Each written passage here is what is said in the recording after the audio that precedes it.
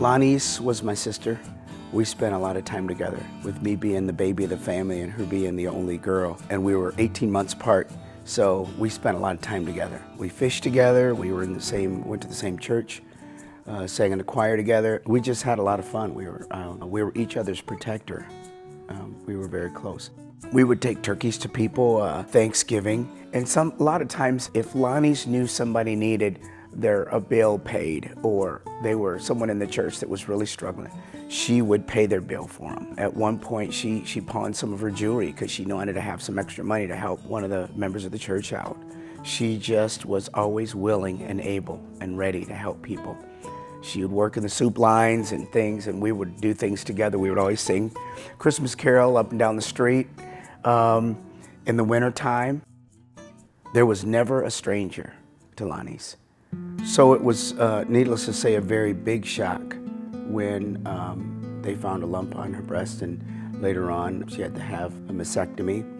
It got to a point where we were going back and forth to the doctor, and it just didn't seem to want to go away. It got to a point after a while that we knew that she was not going to make it, but she fought real hard. When she passed away, I was kind of devastated, in shock. I didn't know, there's just a lot of feelings that go through your mind and your heart, your spirit, when you go through the loss of someone so close. And I didn't really know how to deal with it. As fate would have it, as God would have it, one of the first performances that I had, was in Evansville for the American Cancer Society.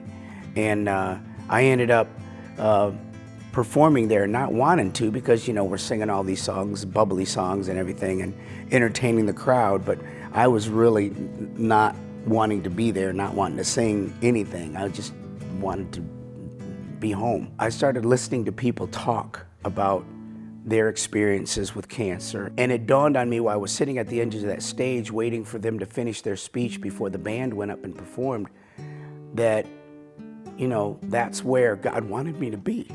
He wanted me to be there to go through it, to be able to get to the other side of my grief. So at the end of that whole process, I felt that I needed to do something to remember my sister. And so I started Friends Helping Friends. And we just, the floodgates opened up. There were so many people that we were able to help and do things for. And every time I help a family or an individual or an organization, I always think of my sister. I think of Laniece, and I think of what she meant to me.